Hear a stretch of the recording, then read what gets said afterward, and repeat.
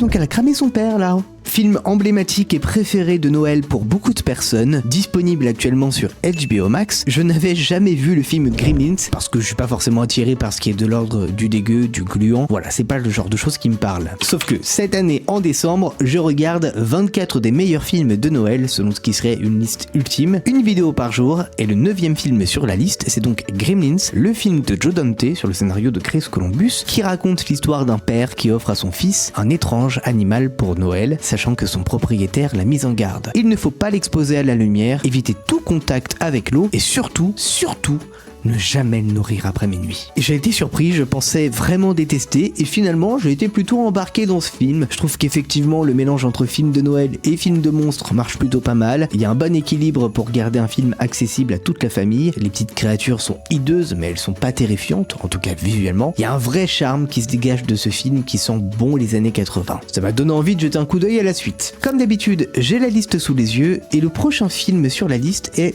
je crois, le seul film d'action. Pense à t'abonner et à demain.